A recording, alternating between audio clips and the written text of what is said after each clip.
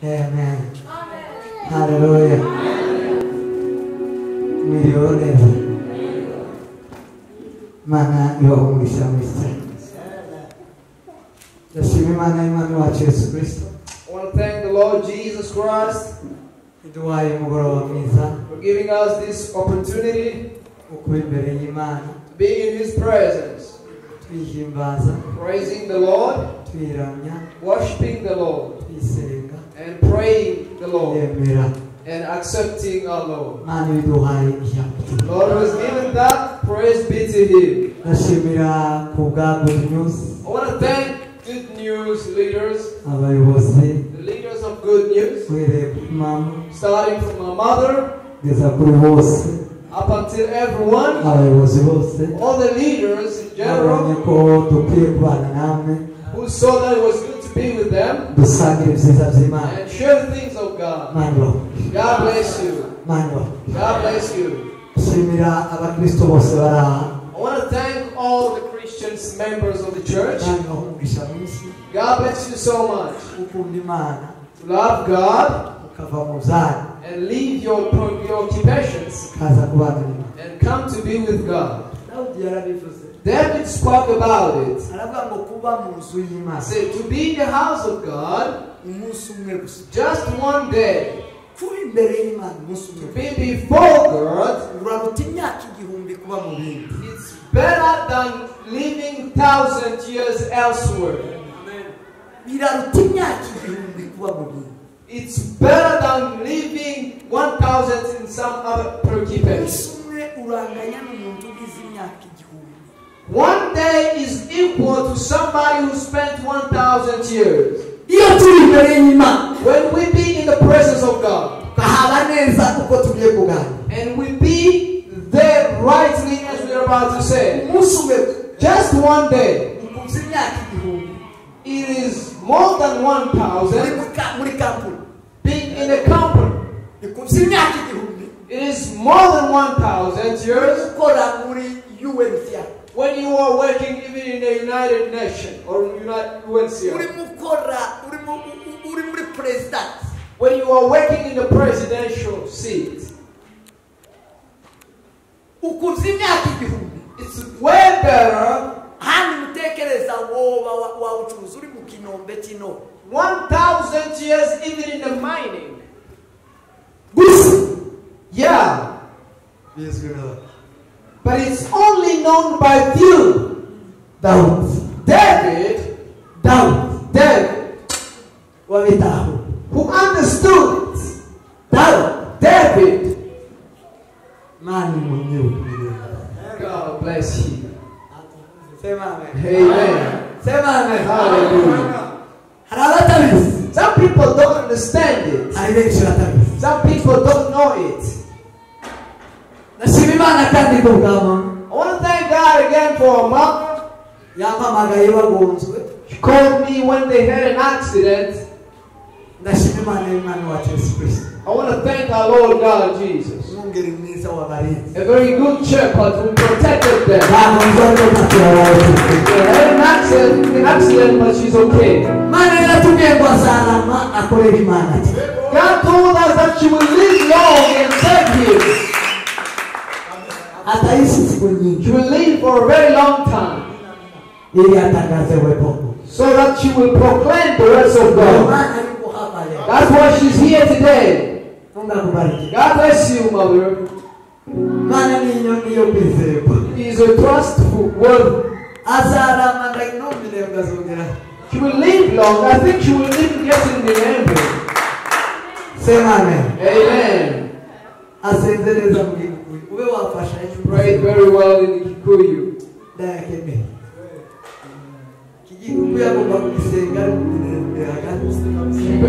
She needs to pray to Say amen. Amen. Say amen. Hallelujah.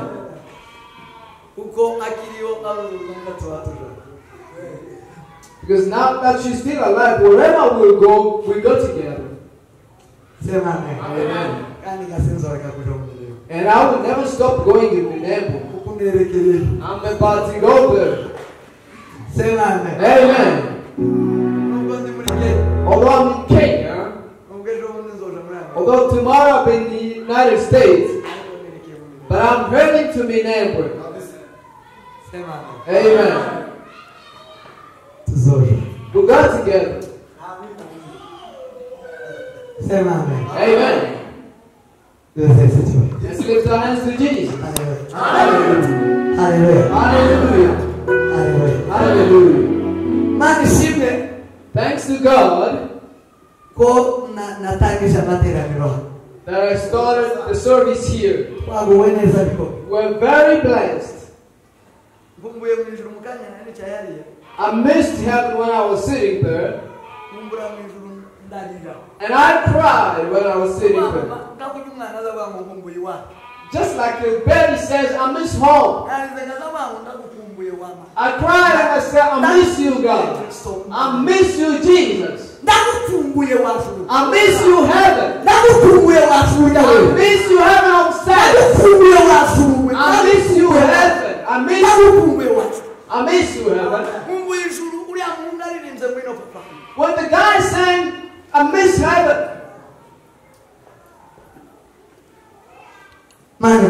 God bless you, brother. Hi. Amen.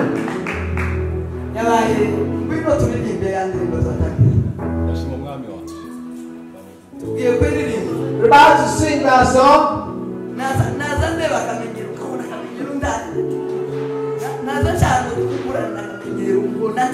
He was looking to communion, but he wasn't fixing it. It wasn't coming by attention. I missed heaven. I was about to touch you, man. There's a song he sang. I guess it's the one that the Father there sang. Said the one who started the good work in us will fulfill it. Say amen. Amen. Say amen. Hallelujah. And there's a place where he said to know that. Why you? No. And me observing how I knew that God called me, and that made me miss him. God called me by name, and I heard him. And I answered and said, oh yes, my God.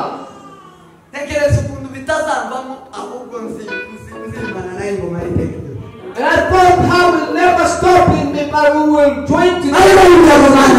And I said, God, I miss you. Heaven, I miss you. I accepted you, heaven.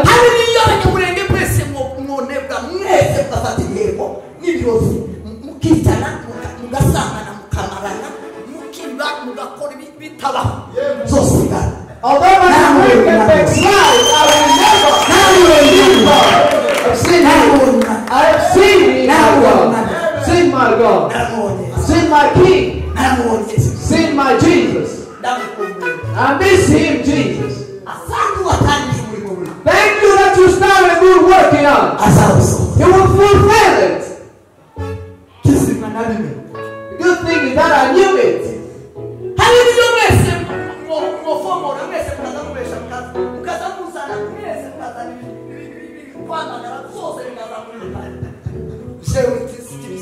Although people can do customary things because of the King, because of God.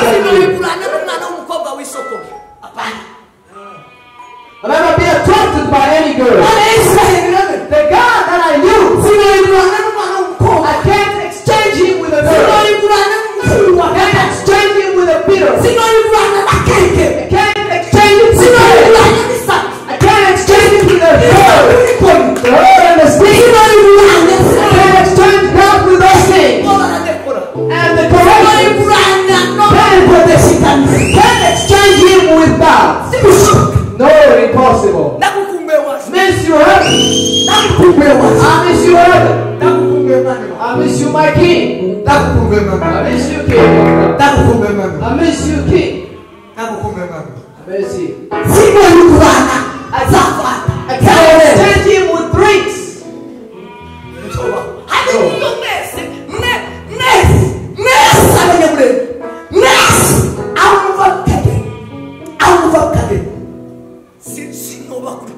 Although Opa and Murenge may turn, I will never follow them. I accepted his call. When I entered in Kenya, I told God Kenya loves corruption. There's a bride going all over Kenya. And I told God that I'm not going to give one coin for corruption. I'll give my neck and cut it rather than giving a corruption. Or this what I'm looking for the service. But I'm never going to exchange the service for corruption. No, I'll never do that. Miss you heaven? I miss you heaven. Where God lives in our Christ Jesus. Miss that. Miss that. Miss heaven.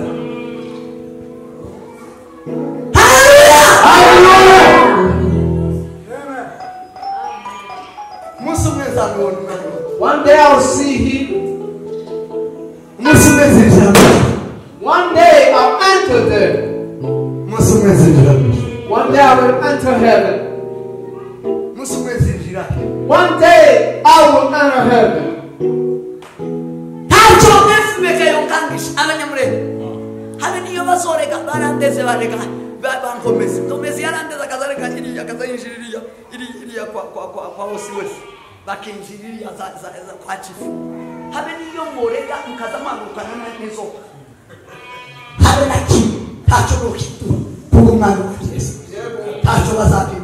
Nothing will change over me as long as I'm with Jesus, although people can try however.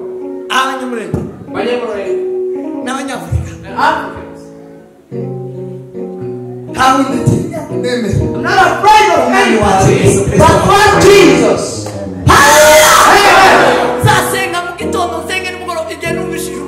I pray this evening, anytime, and people like that.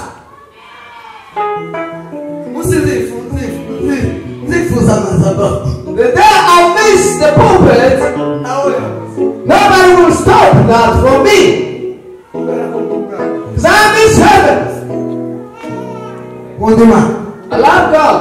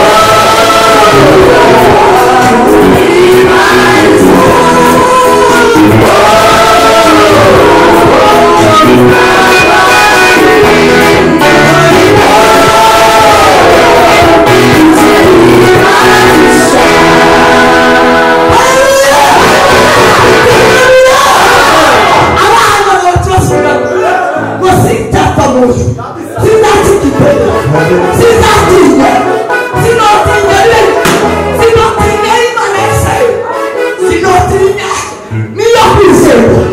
Niyo kwizerwa, niyo kwizerwa. Semani. Semani.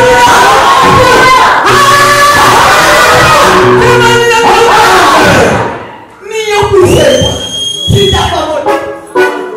Nabatangarizayi watu. Ndababwira ngo sino bwana mwikanisa. Sino natukanira mwikanisa.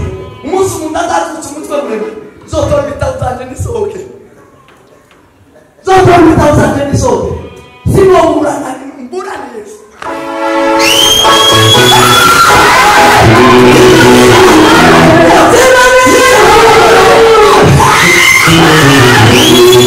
Yesu ndaba muri kigiyanga. Ndaba muri sinde. Oya. Umutima. Semana. Semana. Atukuzo kukosa. Batana bana banga kumva ngamatori bitabo. Kamanukano hepfo ngamatangira. Semana. Kamambira abantu Yesu Kristo. Gufana kuzuka. Sinzotinya sindi. Sinkusa umutima. Sinzagenda n'umutima uhagaze. Ariko gukora ibyo mukiranga. Semana. Sinogira umutima uhagaze ngo bondeka. Bana sibyoza. Kwizirishayo. Ntawe uzuyimira ntabariye Yesu Kristo ndi abamwe bariyeri y'abanyamurenge. Ngo bavuge ngo bazatanga. Si y'abakenya, si y'abafurero, si y'abintu. Iriya zirandambara zo minembwe tizombuze ijuru. Tizombuze ijuru haleluya. Semane. Ati kuzomukora. Kadusubiremo tuvuge ngo sizakamara. Yewe mutitiye ngo ikintu cyabuze gusa. Ni kutitiye ngo. Narabuze neza, babuze neza. Abantu bose babuze neza. Ariko mbese bahuye n'intare zizindi. Bahuye n'imyaka. Ameze bakatitira bakutagati.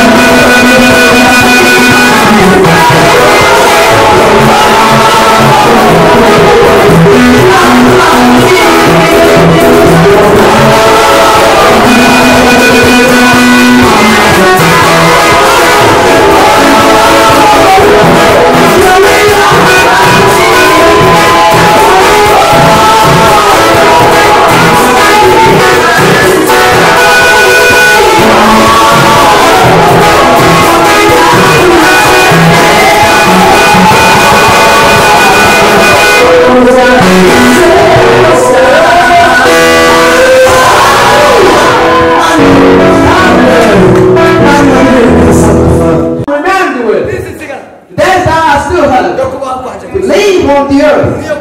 It is to speak the truth only. It is the days I'm remembering the way.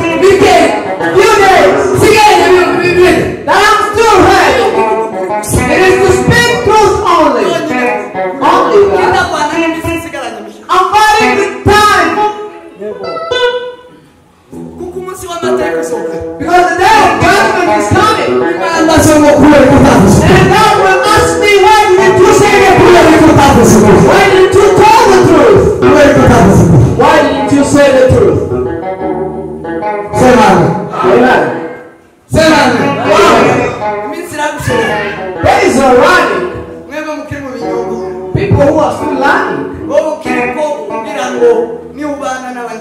People who are trying to gain favor from people. In order for you to live with a person, in order for you to eat twice, in order for you to get to eat,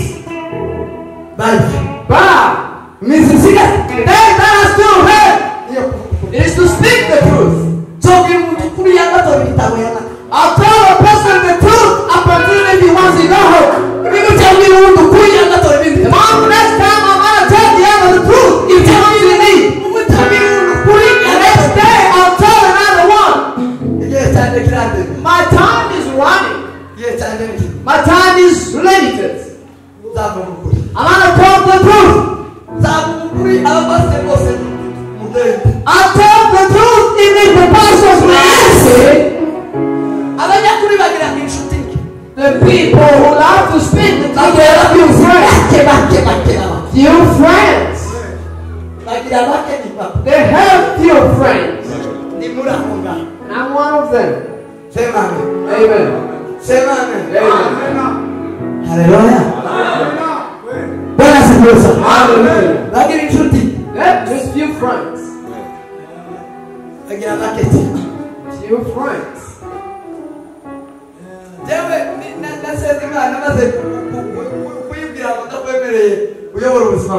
When I accepted the call of God over my life, and I prayed, I need 12 people in the church. I need 12 families. That was the church I prayed when I came in with. And I said, I need 12 men and there are 12 wives.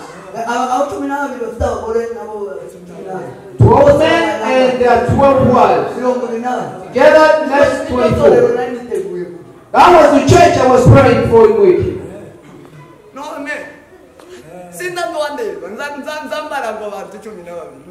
I don't look the numbers. Don't look the numbers. Because I pray that even 12 people. 12 men who are ready to speak the truth. And there are 12 wives who are ready to speak the truth. Those are the ones I needed to serve God with. And that will be the church of Christ in the world.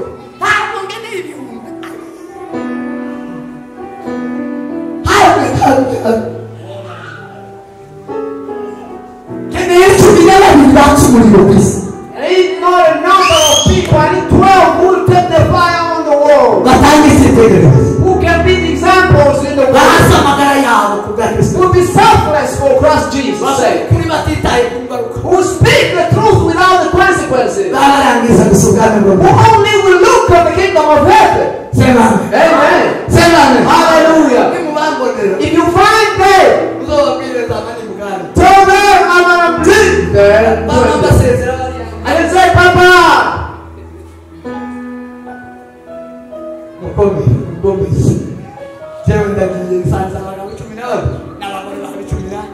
Say, I'm joining 12 people, there are 12 wives.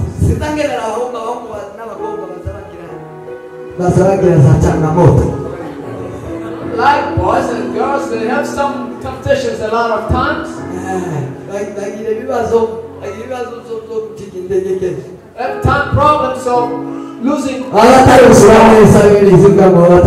Bible says they are still happy. The person who's full.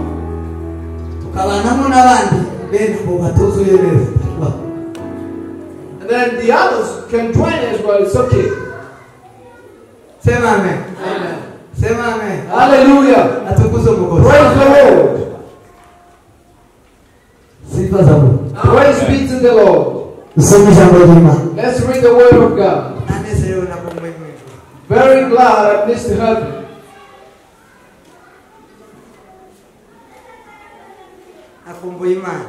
I missed God. dusome ijambo ry'Imana mu butumwa bwiza Pawulo yandikiye rwandiko Pawulo yandikiye Abiroma. Let's read the book of Romans, the letter to the Romans, 12:1 up until verse 2. Ndabininga kubw'imbabazi z'Imana ngo mutange imibiri yanyu ibitambo bizima byera bishimwa n'Imana ariko kwikorera kwa ukwiriye kandi ntimwishushanye n'ab'iki ahubwo muhinduke rwose mugize imitima mishya kugira ngo mumenye neza iby'Imana ishaka ari byo byiza bishimwa kandi bitunganye rwose. Amen.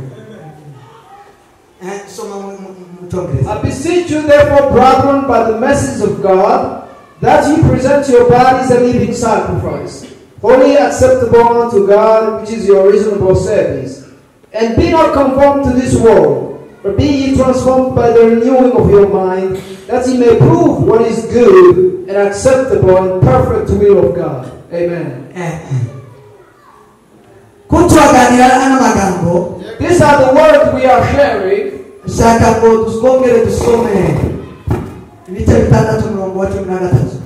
Want us again to read in the same book 6:23. And we'll carry on from where we stopped yesterday. 6:23.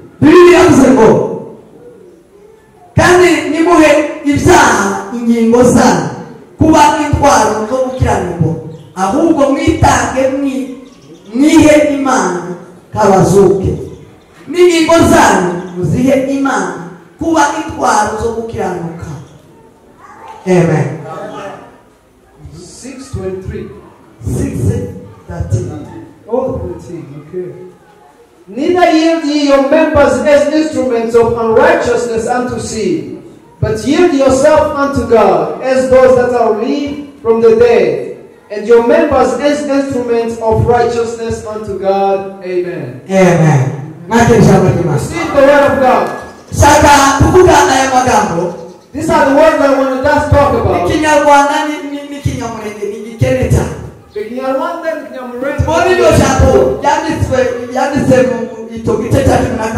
The verse 12, there's a word that they missed. In Greek, that is written there. Amen. Amen. It's not saying I'm pleading you by the mercies of God. No, that's not what it means. It said, brethren, who have received the mercies of God. You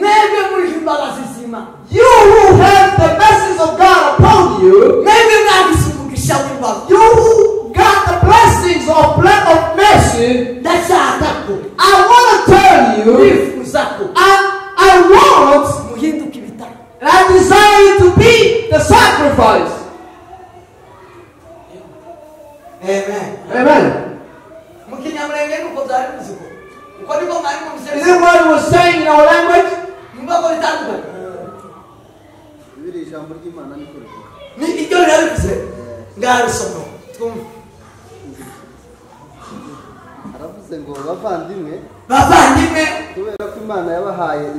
Yes!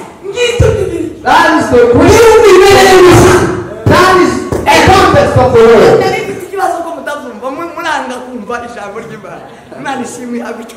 Praise the Lord. God bless you.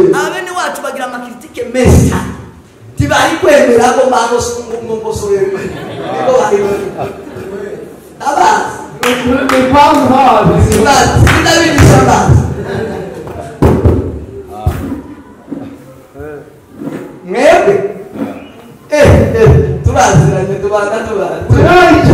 know each other. Ali, Mama. Thank you for reading there. Not the one who wrote there. I didn't read that. I was in Greek terminology. mugiye gura noneho sinibuka kureba icyo gitabo ariko kivuze neza ntabwo isome cyose. Read the entire verse, please. Urabashije naye ntabwo cyane narushe ko batumva kongera bavandimwe kubera ko Imana yabahaye imbabazi ndabihanangiriza ngo mwitange maze mu bitambo bizima byeguriwe n'Imana bishimisha uko niko kwikorera bikwiriye neziriya niyo y'abahurayi umwimerere w'ijambo n'ibiri. That is the context, the best context of the Greek. That's the one which speaks better. Amen. Amen. This one is talking somehow. Amen. Amen. Amen. Hallelujah. We thank God for the Holy Spirit. The Holy Spirit was telling me this Greek terminology. And he said, this is not the right context. Amen. And I find it hard. So what I have is I'm not going to read Hebrew, but I don't have it to you. It's going to be hard to say, who's that person who's reading that? Brethren, who got the message of God? We spoke about being a living sacrifice. A very powerful word in here. It is to become a sacrifice. Because the sacrifice was so much to the people that trusted God a long time ago. God accepted the person when he offered a sacrifice. So when he brings a sacrifice, God will accept him. And he can bring one and be the other.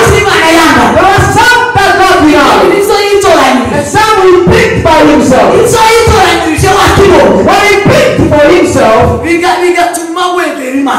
made you closer with God. And that made God to accept you. But it wasn't that enough. It made not a person righteous. And to be the glory of God. To be the will of God. To be the love of God. To be what God wants. After it was paid, God sent another person. He sent the sacrifice for Jesus. Son of the living God. This is the living sacrifice. Takes away the sin of the world. That brings connection to God. As God accepts a person, that sacrifice, he brought what we call mercy. Say your neighbor, mercy. Mercy. I've been forgiven. Hallelujah. Hallelujah. It brought what we call mercy. When Jesus came among us as a living sacrifice, it was offered once, just once, and it finished everything away. And it finished and completed the work. The people are in the blood of Jesus. People are in the sacrifice of Jesus. They are accepted by God. They are loved by God. They please God. They worship God. Amen. They please God. The mercy. Mercy. It is brought by the sacrifice. And that kind of sacrifice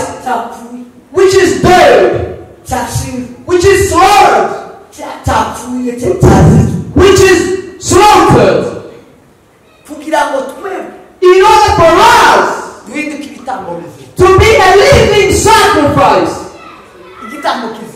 A living sacrifice. Say amen. Amen. Yes, Jesus came to take away all the dead sacrifices. He came so that there will never be sacrifices, which is slaughter, which shed the blood. Because the blood of Jesus Christ was enough. We spoke about it yesterday. Because the blood and sin was taken away. There's a death, a person. If there's no shedding of blood, sin can never be removed. If the sin cannot remove, there's no praising God. No praising God there. No relationship. We live with God when we come out of sin. Praise God when sin is out of us. So to take away sin is the blood. He was the sacrifice that took away sin. And again we became living sacrifice. Now this word that Apostle Paul wrote to the Romans, he was matching with the word I told to you in the chapter 11. The word in chapter 11 Romans, they are Israelites. How they didn't receive Jesus. The Bible says the branch, the olive tree, that the right branch that was there was cut off. And after it was removed, we received the peace, grace. And Jesus came in judgment. Jesus was upon the Jew, Amen. Amen. Say amen. Amen. Yeah, I can see everyone here.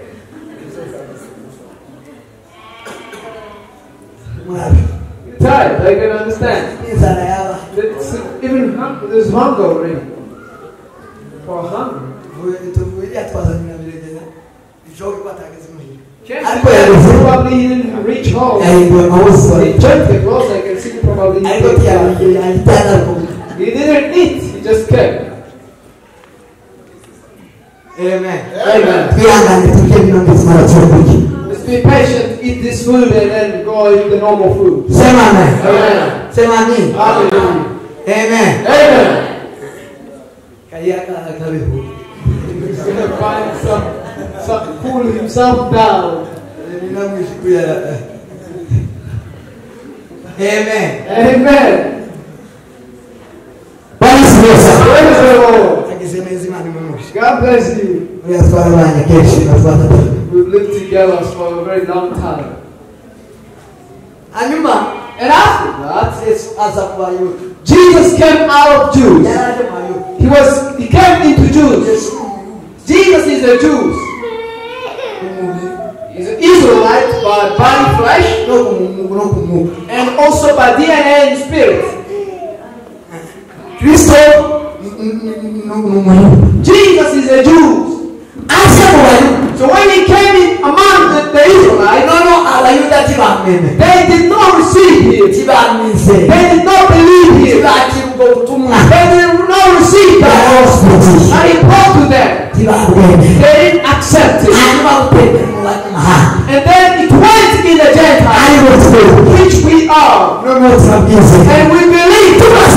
After believing, we were grafted in the tree. We were grafted in the tree. We are not the real branch. No. Yes, Jesus told a certain Gentile when she wanted him to heal heal his kugira ngo body. sinofata ibyo kurya by'abana banjye mu biheze. And Jesus said, take the food to my kids and give it to dogs. What do you think? He insulted her probably. That was the answer. If somebody will tell you now, like Jesus will reply to that woman, because we are not purposeful,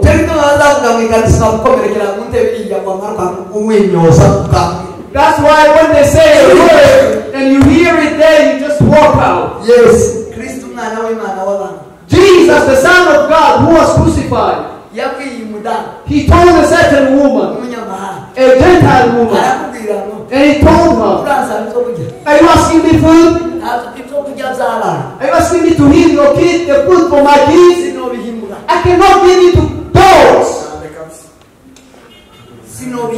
Cannot give it to dogs. Paul was trying to tell the Gentiles, and he told them, you didn't deserve it. Good news. You didn't deserve it. You.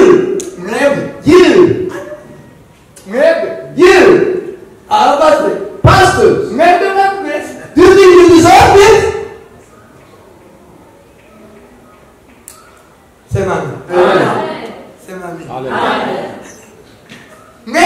You. The Israelites, there's something better than we know. Their ancestors were righteous. Their ancestors. God has been with their ancestors. Jacob, just like a person can live with another person. God accepted them and fulfilled together with God. And God promised when you read the 11th go and read it, you will understand. That's a humble. For today, and the 11th Romans, you gotta know who you are. There's time how you walk without understanding. 11 Romans, humble, silent. You will understand the kind of people you are. Apostle Paul told them, you don't look to the didn't know they don't accept Jesus. But the end, they will go to heaven. But if you don't trust today, you will never be remembered. Amen. Gentiles. We are like grafted trees. I received the message. I was given at the time. It was accepted at the time. Grafted to believe. Grafted to the truth. Don't believe. Believe the death of Christ. Don't believe his don't believe the message he brought. Don't receive it. You will be cut. You will never be remembered. Israelites received the gospel. They were like enemies to the Lord.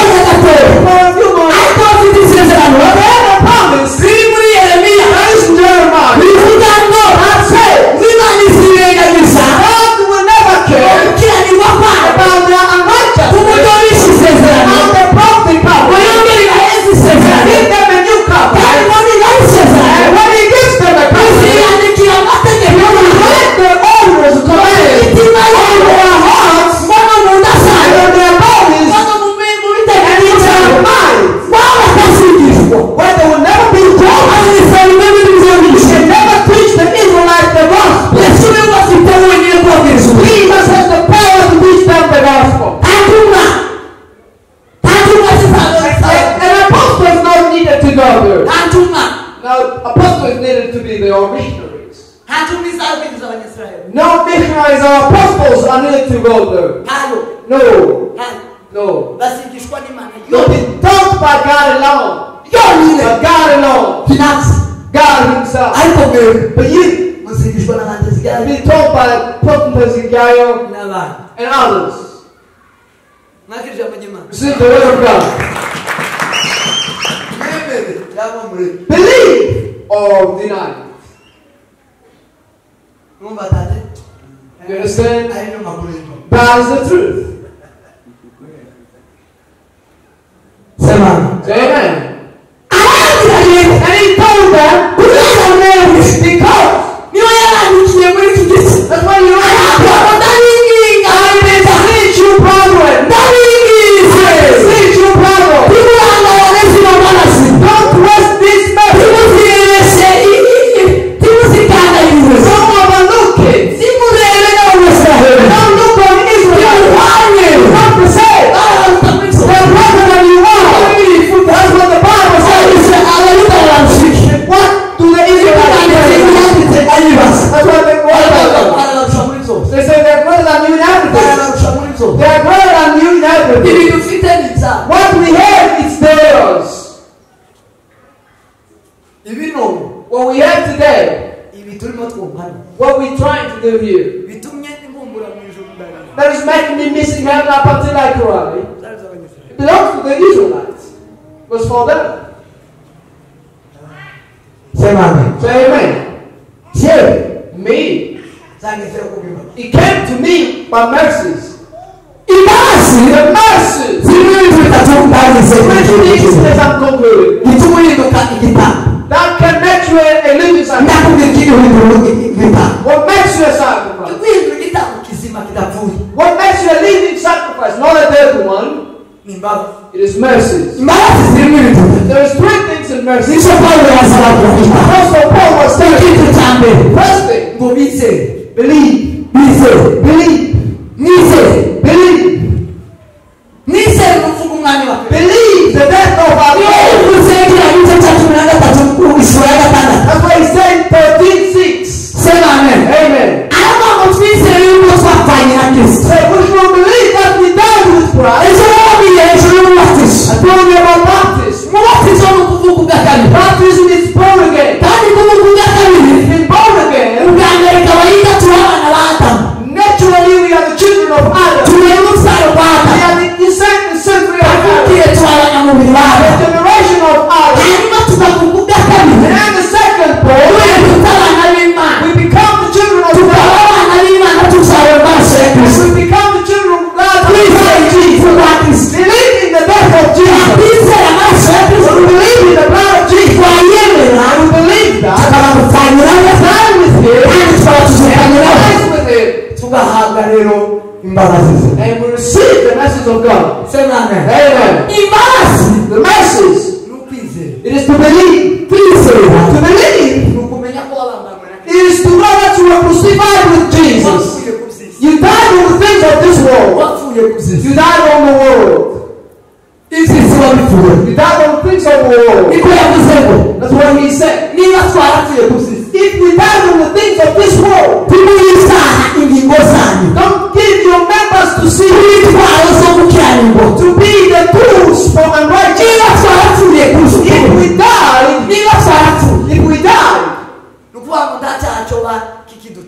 there's no sin that can have power over us. Amen. Amen. If we believe in the death of Jesus Christ, it means we die together with him.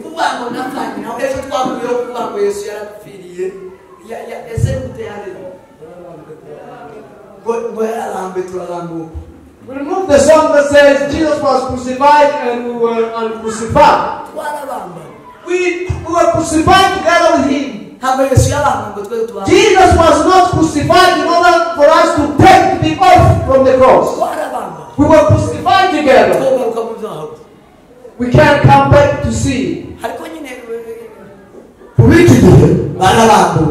People now are off the cross. They are fighting. Yesterday, pastors were insulting each other. I was really afraid. Oh, brothers and sisters. Do you enter into knowing what you are in? Out of the mouth of a pastor, an insult coming out of the mouth of the pastor, and the words of fighting.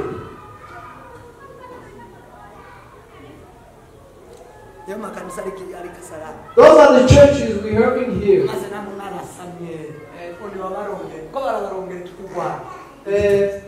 And you are receiving insults. I was really troubled.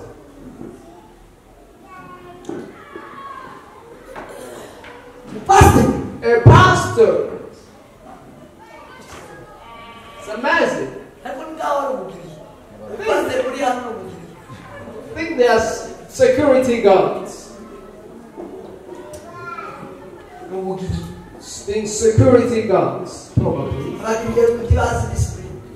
Sometimes they don't have discipline of the work. They know how to shoot, but they don't know how to be sharp.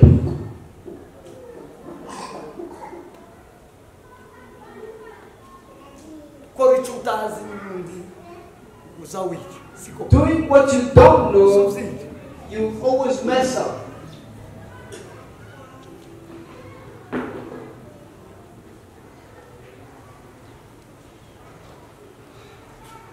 To die. To be crucified with Jesus. The things of the world has no power over you. How do you realize that? You can never be announced there. To go up gossiping.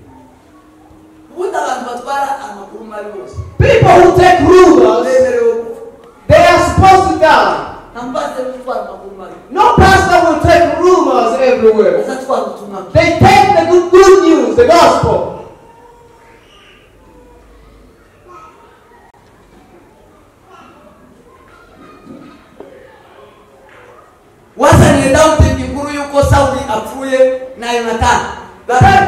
The person who brought the news to David that Jonathan and that Saul just died, and he said, you can't bring such kind of a news and leave.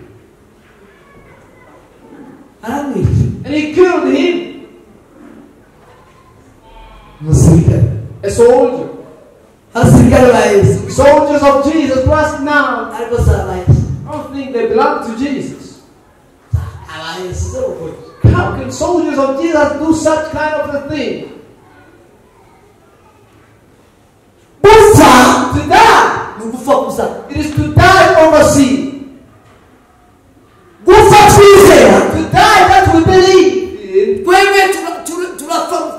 We die by faith. We believe in Jesus. And we believe that Jesus, He removed sin out of us. And we died on that. You find it. When you find yourself, the next one comes, you are dead. Say, I'm dead from you. Say amen. The people who sang that song, Apostle Paul said, I am crucified. I am crucified on this world. It's crucified as well. David wrote and said, the East is spoken. So he took my sin away. The sins and transgressions and trespasses is what we got saved from. He died from them.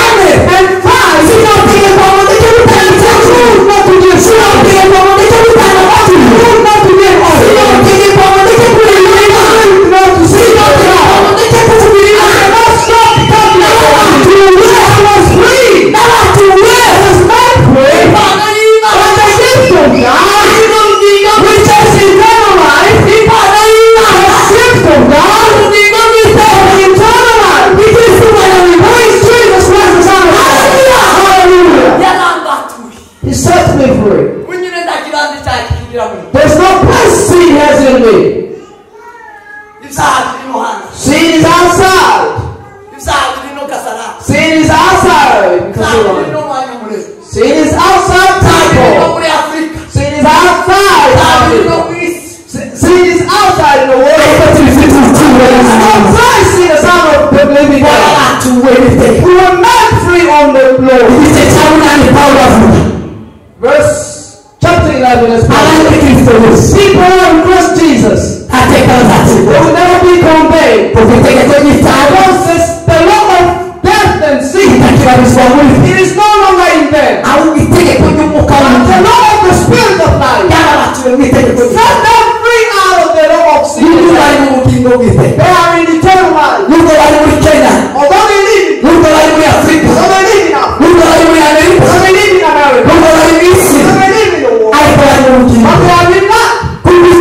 Because sin is no longer ruling. It's no longer leading. Can never lead them. Can never overtake them. Power to Jesus told sin is coming to your life. It is on your doorpost. Command it. Command it. If you don't do so, it's going to enter to you. Final end is going to kill you. Command it. Because Cain is the law of the Spirit.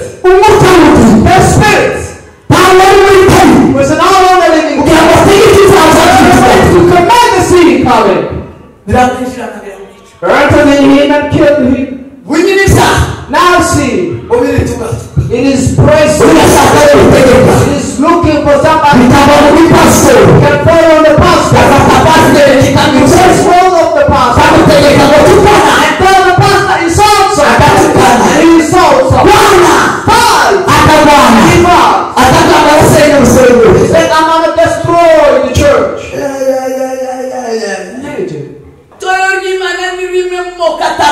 The church of God is one in different nations. Yes, unity that can never be separated. God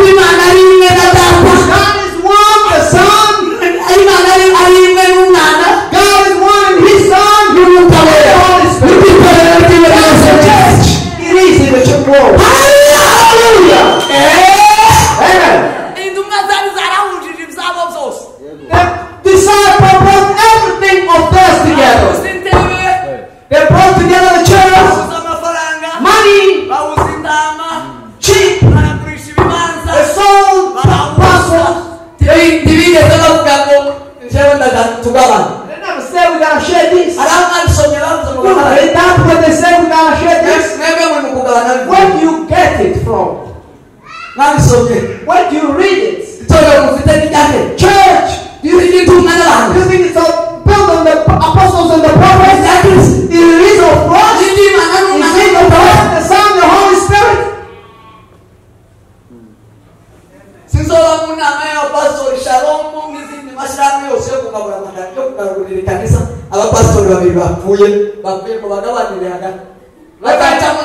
I'll never be in a meeting where they will be dividing things out of two different churches. I'll never be in those meetings.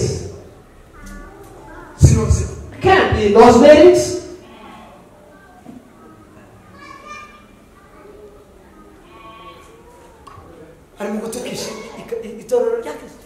Really insulting the church of Jesus Christ. Bring the shame on the church of Jesus Christ. I mean, vagabonds.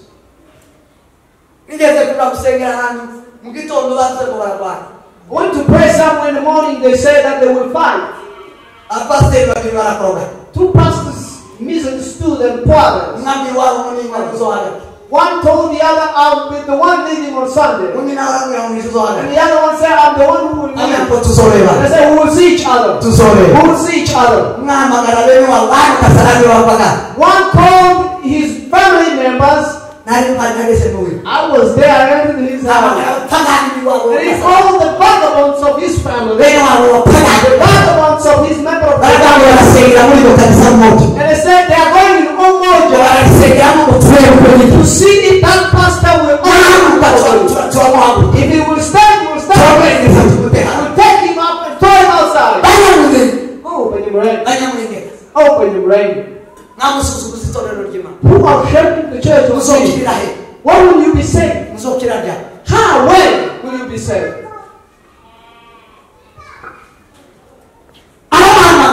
He called them. I left his house.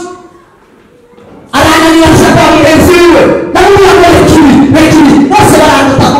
went to the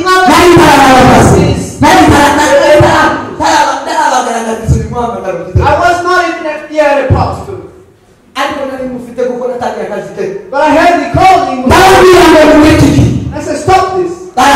Both of them refused. On the next Sunday, I was the one who.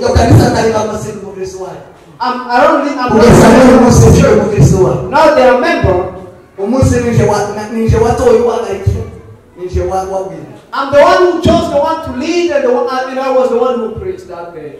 Both of them stayed in the seat. And their father stayed on the back side, who came just to fight. And we preached. And I finished, we walk outside. We walk out. They never fought that day. We were fighting because of church times.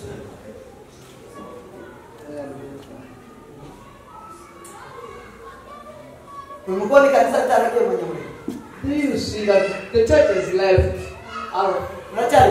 Do you think you still have the church? 12 choirs. 3 choirs, that does not mean that the church is alive. The choir of moms, the choir for the children, the choir for the youth. Although there will be a choir for men, it doesn't mean that the church is alive. The church doesn't mean that the church is alive. The church, the things that make a church to be a church, it is to believe in the death of Jesus Christ. Amen. It is to die over sin. It is to be crucified. How did you get off the cross when Jesus went on the cross? Be crucified with Jesus. Be crucified with the King Jesus. Die with him. Die over the sin. Give yourself to God. Who are they giving to God? You think you give it to God holy? To give to God as resurrected people. To see people quarreling and to say in the name of Jesus. In the name of Jesus. I can't misuse my anointing. I can't exchange my salvation with such kind of a thing. I can't be in this midst of people. Which pastor? The Bible says don't sit with scorners. Don't walk with sinners. You can't touch the seat of scorners. And you didn't fold your book. The people who defeated this world, the world of the sea, they show who they are before God and people. It is manifested before God and people that they died on the sea.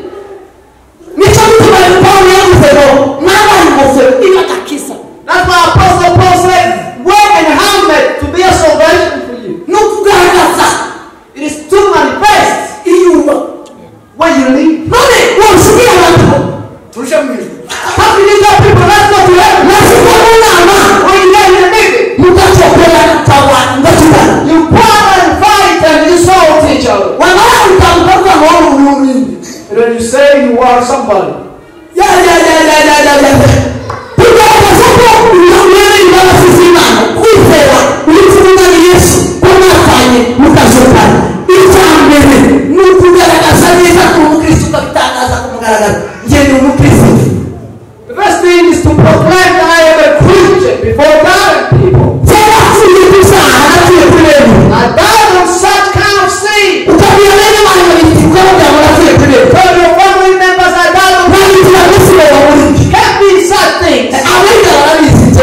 Our family members know that. They know that.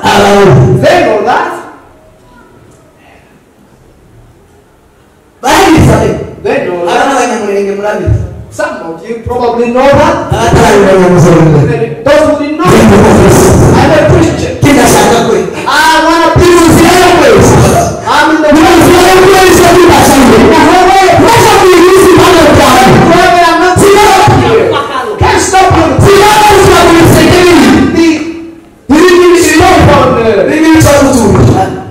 They're offering bags for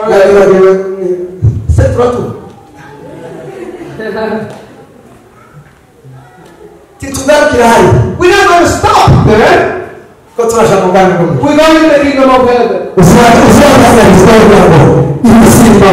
And he said, I don't live in this world. I can't live here. When the parents say, no, I'm not part of this, I'm going to heaven. When in heaven, I'm not going to stop. I'm not going to stop in the prayer. I'm not going to stop on holding the Bible. Here. I'm going in the kingdom of heaven. I die on this. That is the first thing. That's true.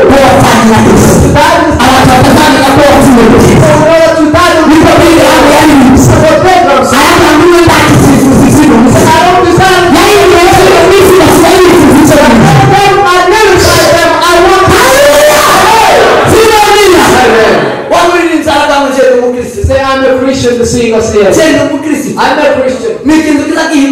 It is something that consoles. And I feel like I'm with Christ. The first thing to defeat this world. Whatever you need to keep on the way of the way of holiness is Jesus Christ. Nobody will pass there. There are only people who are holy. People who sanctify themselves. People who proclaimed it openly. I'm a Christian, I died on this. And when you find ways, you say, I died on you. I'm crucified on you. I can't do you. Can't take hold of you. I can't swallow you. It's impossible. And swallow. And your family meet you down and say, and you tell them, no, it's not me. Amen. Churches of now. After the pastor got the government to.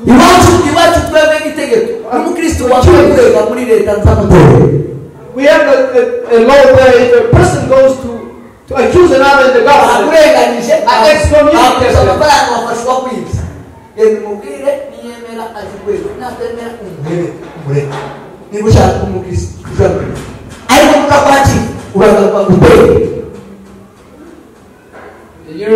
you understand? People were coming home, don't come. Go. abafite abandi babajanye babambuje mufite koheje nimukazi wacu so kuzeye kandi ari wowe bagambo ari munyi pastor ni wowe abasha koheje abakristo. Now it's the vice versa. Pastors are going to accuse their members because of certain debts. Say amen. Say amen. Amen. The second thing that makes us to defeat the sin, to believe in the message of God, and we receive it.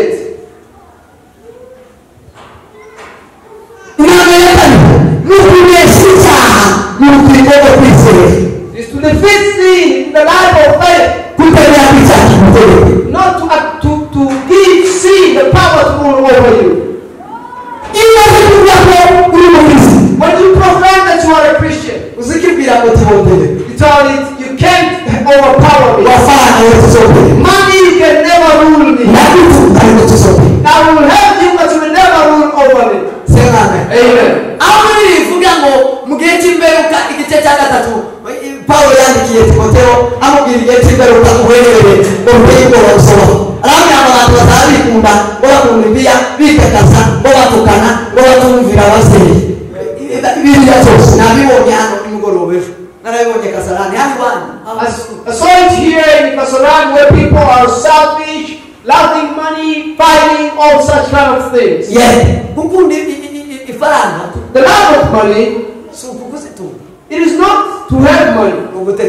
It is to be ruled by it.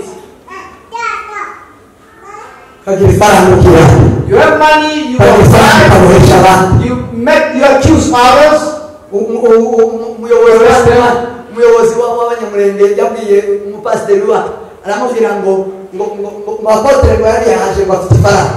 A certain person, a leader, he told a pastor that apostle is doing somehow because he has money.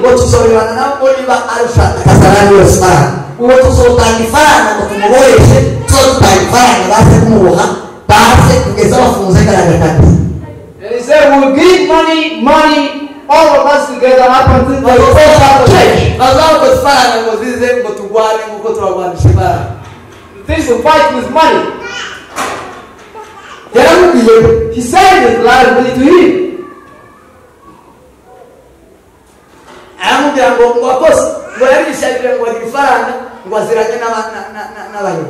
He said, he thinks that he has money and he knows many people who will show him. So the gate of justice open in the morning and in the evening. I never even get a plane where they were trying to arrest me for Tuesday. The money they gave, it never arrested me, and I never slept in prison even one day.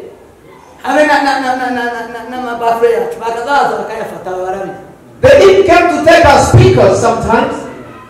And I will follow them and they will give it to me back. Money, it was already pursued. And they think they're going to fight with me. I'm not fighting with them. I don't fight. I died on the cross. Say amen. Amen. Say amen. Amen. Praise the Lord. What I'm telling you is true. Refuse to be ruled by anything. To refuse to be ruled with other books apart from the Bible. Not accepted to us. We said, I follow Jesus. Day and night. Follow his word. Day and night. Be led by the word. That's when you will be the true servants of God. That's when you will be the true living sacrifice. Amen. Hallelujah. The true living sacrifice. Somebody who is not ruled by anything. Hallelujah. Solomon wrote. A person is profitable to do anything. You are free to do anything. Just know that everything is not about power. Apostle Paul said everything is about power. Not everything is profitable. What is profitable? It's not to be ruled by sin. It's not to be ruled by the things of the world. It's to be led by God. The word of God, the Bible. Jesus Christ. Amen. The third. That makes as to be a living sacrifice. It's what we read. Is to give ourselves for to God. Give yourself to God. Give God your heart. Love is in your heart. Love is your mind. Love is your soul. Love with your strength. Give yourself to God. Give him the heart. Give him the body.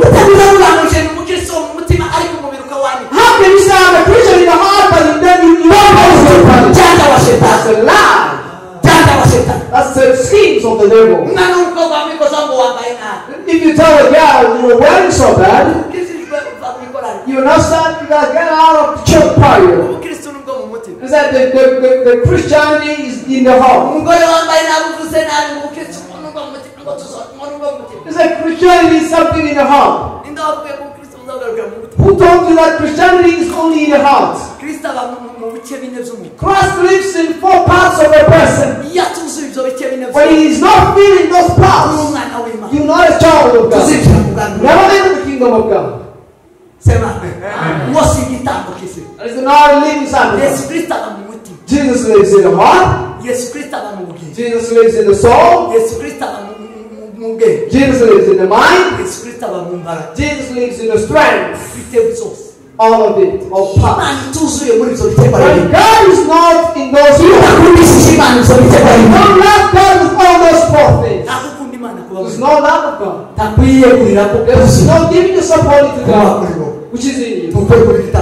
You don't deserve to be a living sacrifice. Amen.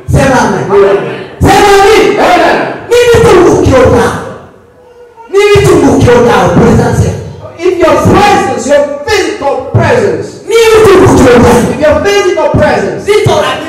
cannot praise God, God has not filled your life. If your words haven't praised God, haven't filled your life, you haven't given to God fully. If your clothes haven't testify and speak for Jesus, you haven't given yourself to God fully. And he said, if you want to leave, amen. The living sacrifice. In order for you to have the lifestyle, if you want to be Christians, be Christian power. Some others they left. Change. Give yourself to God. Give to God. Give to God in your heart. That's what Apostle said. I have the mind of God. The heart that was in Jesus. And his mind. It's the mind of Jesus.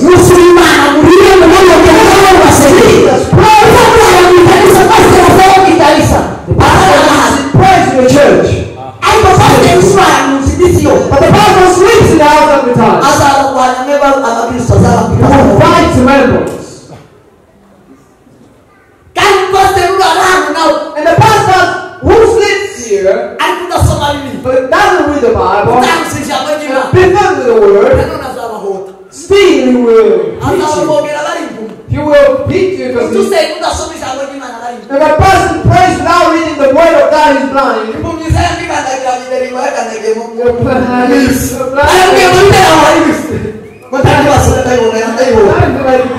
They said there is a flower there and he was walking away.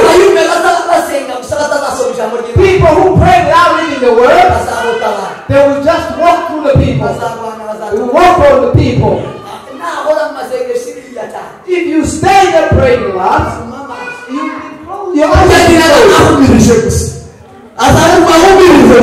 will still be closed. Your eyes will be closed. A person who prays without reading the word is blind. A person who does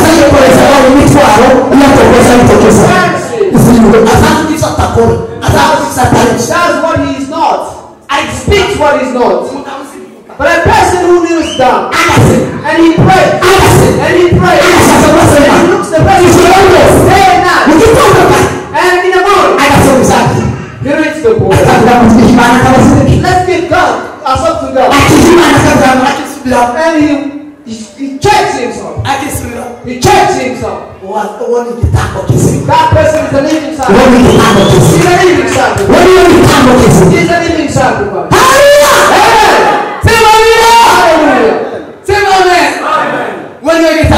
That's a living sacrifice.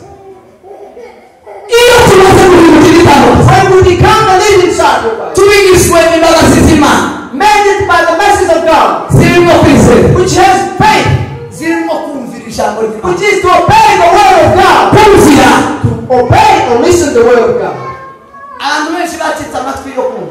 So many people, their ears to listen are no longer there. They put it there, but they don't understand. Others, they listen so they can understand. but it's hard for them to understand. kuko kwizera kuzanwa no kumva Because faith comes by hearing, and hearing by the word of God. To hear is to hear the word of God. And then you understand it. We are filled with people who don't understand it. Let them stay company without understanding the word of God. Do you think God can honor your heart without you understanding His word? God will never manifest to you unless you understand His word. It's impossible. Jesus will show Himself, will reveal Himself to you when you understand the reason. The Bible says in the book of John, Jesus telling His disciples, He said, if you love me, you will follow my commandments.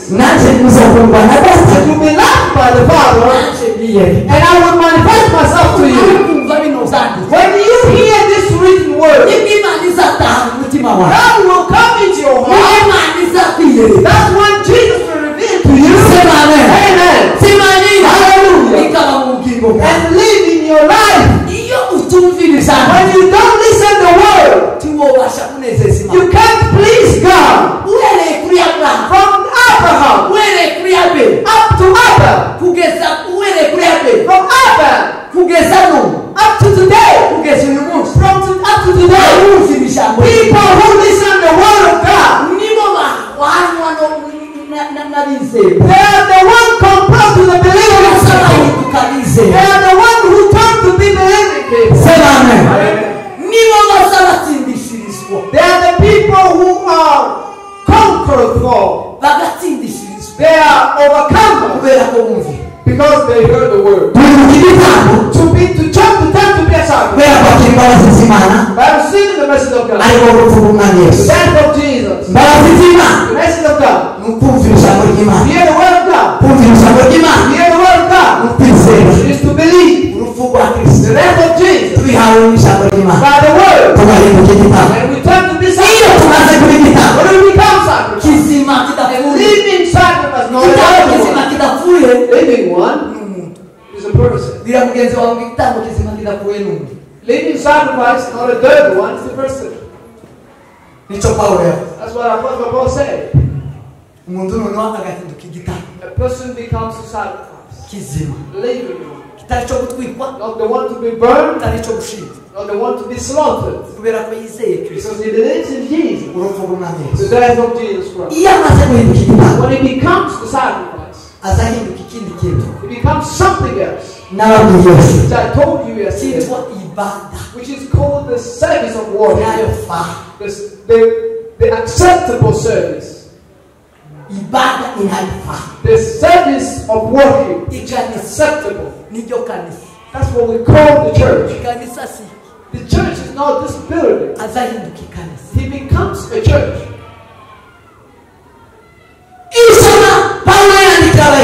When you read what Apostle Paul that if you keep on hearing the word of God, you will grow to be in the house of God. When we become a living sacrifice, a message which is filled with faith, hearing God, become the acceptable worship of service. The worship of service. That's when we sing. God say, my son, when we give an offering, my son gave me an offering. That was the difference between Abel and Cain. Abel was a living sacrifice. Cain was not living sacrifice.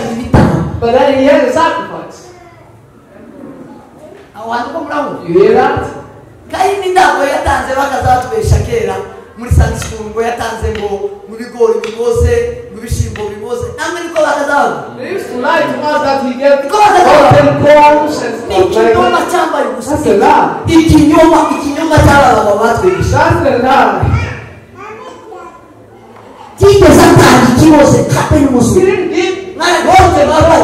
Have you read that? Have you read where he gave rotten corn? He gave what he got as or what he harvested. Abraham as well was a shepherd. He could give sheep or cows. What they gave was as the same, depending on their career, on what they had. But that's not what God looked on. God is what is praised by the song or offerings, which is from a holy service. A holy service, it is not the one we gather here. It is their heart that was made a living sacrifice. Amen. Hallelujah. To be the church of God, and therefore what is done in that church, it pleases God. God receives them with your heart. He receives it with the heart.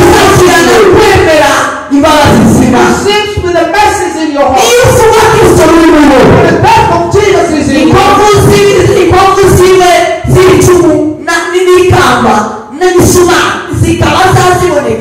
and the scars of Jesus, of the spears and nails in you, you give 50. And Jesus said, my son, your daughter, left to me. Because what you get first, which is pleasing God,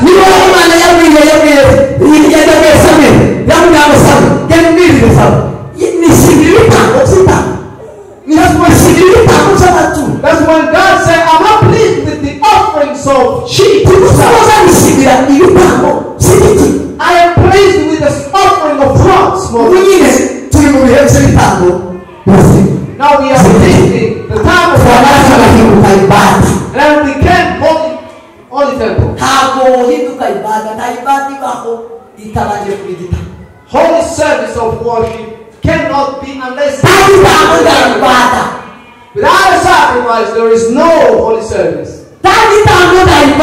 No sacrifice, no holy service. Where there is a sacrifice, that's a holy service. Amen. Amen. Amen. That becomes a holy service. That's what I said yesterday. To be a holy service, to be a church, to be a house of God. It's when you became a sacrifice. When you become a sacrifice, you turn to be a church.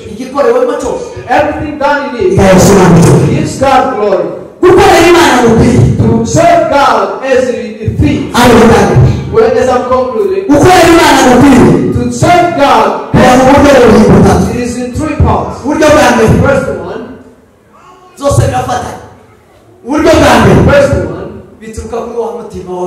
it is from the heart which turns to be a sacrifice. What you do with your heart, not with emotions. The spirit in there. That's serving God as a Amen. To be a feeling person. Apostle Paul wrote it in Timothy. 3:4.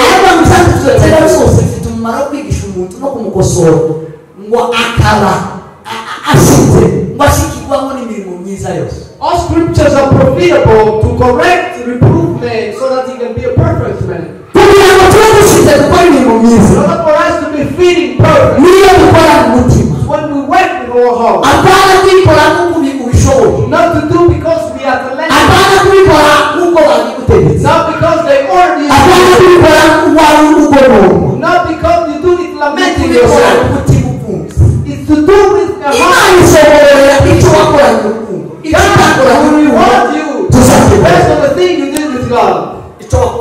Things you did out of love. Amen.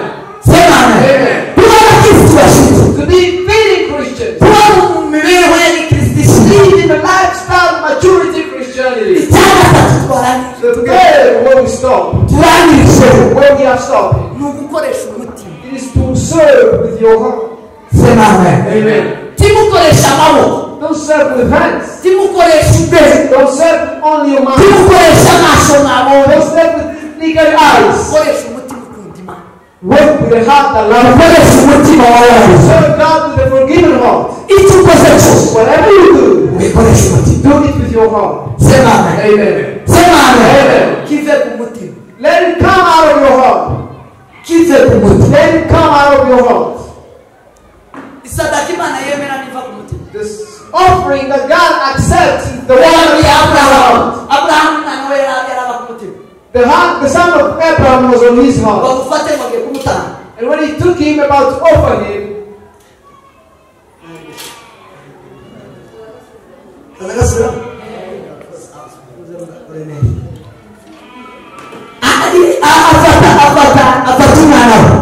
he took his son who was on his heart.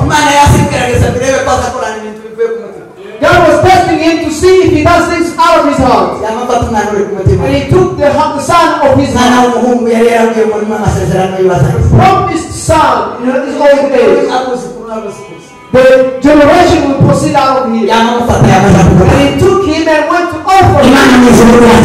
And God was saying, and he said, Abraham, stop right there. I know that you love me. Stop right there. I know that you love me for sure. You've given it with your heart. God wants you to use your heart. Secondly, use your mind. Use your mind. Work with your mind. Amen. Amen. Learn and fill yourself with intelligence. Every person filled with the word of God is wise. When they were surprised about Jesus, he was wisdom. He could stand when he preaches. People will be amazed. But the wisdom he had. Wisdom is manifested when you talk. When a foolish is silent, they call him a wise. But in speech, wisdom is manifested. In your speech, wisdom is manifested. Your speech, your words. Your words. Use the wisdom. Amen. The house of God is the house of God. When they get there, they look things how he's done, they see wisdom. They see how things are arranged, they see wisdom. That is serving him holy. That is to be mature and fitting. Amen. It is to use the wisdom. True wisdom from heaven. That's why James says, God give you wisdom. God give you wisdom. Good news. Say amen. Do things with the wisdom of God. Do things with wisdom, with God's wisdom. Be filled with God's wisdom. Third, it is the will. The will or the desire. To do things when you are willing. Be willing. Be willing. Pastors, be willing. Be willing to do things. Be willing to serve God. Be willing to be God's children. Not because they paid you. Okay? So, Grandpa, be willing. Not because of money. Not a salary. All members. Be willing. Not because they don't think they we will normally know in order for us to get something from this person, just to flatter him. They come, they smile with you, and then they take it away. Be willing, not forced or flat. Where there's there is provision. Where there is a will, there is power. Where there's no willing, be willing to serve God. You will do more than what you imagine. You will do more than what you can hear. Be willing. Say amen. Amen. Say amen. Amen. Be willing. Prayer. Be willing. Say amen. On your own.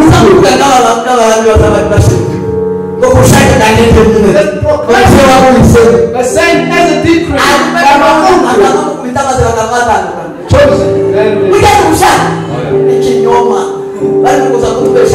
They don't lie to us that they did it by my own will. They say, if a person has a will, he does even more. He does serve God truly. Serve God is your will. It is not because you are. Some people they came, they are talented, but in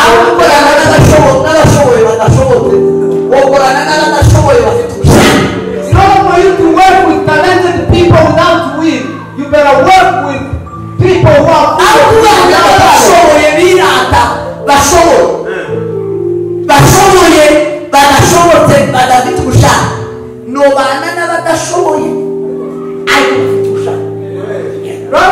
working, the nature of it was so powerful. All of them, they were weak, but they were willing. They were willing. They lived together because they were willing to live together.